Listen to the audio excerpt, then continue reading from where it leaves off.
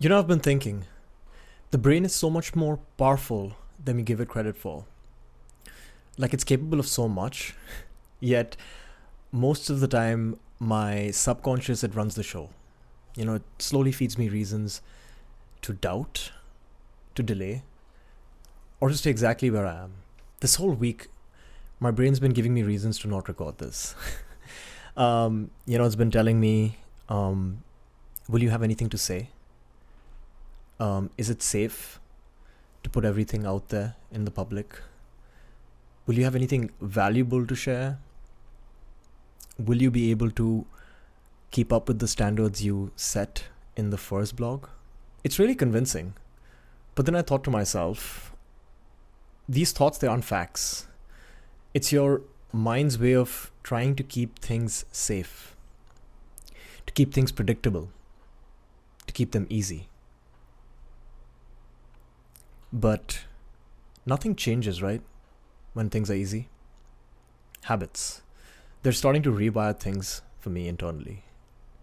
This year I started cold water exposure, and it's been one of my pet peeves. I hate cold water.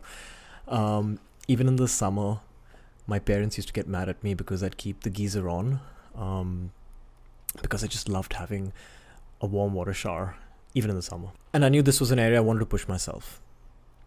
I read about the benefits, which there are plenty, but for me, this was more of a mental test. So I decided to commit to 12 minutes a week, and having done this, I've noticed some unexpected changes in my life. I've noticed I'm a lot calmer, especially in public speaking, where my nerves would get the better of me at times in certain situations. We have a table tennis setup here in the house, and me and my roommates, we play occasionally on the weekends.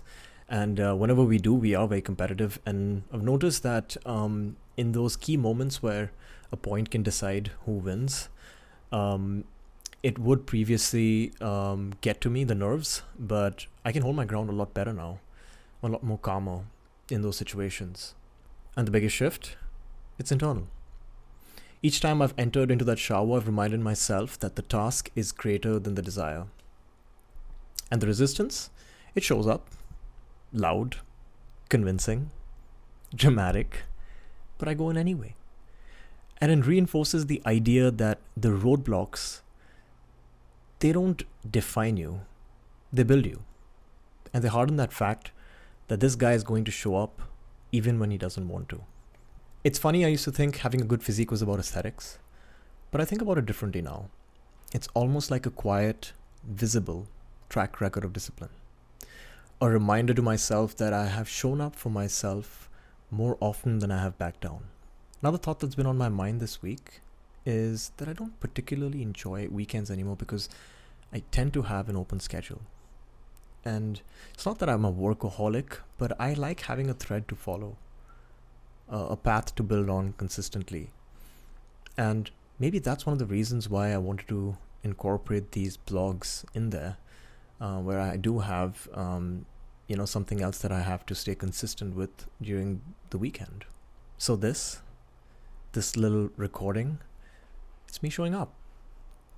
Despite the noise, despite the doubt, and maybe what I have to say doesn't have to be perfect. Maybe it just needs to be real. I'll see you guys in the next one.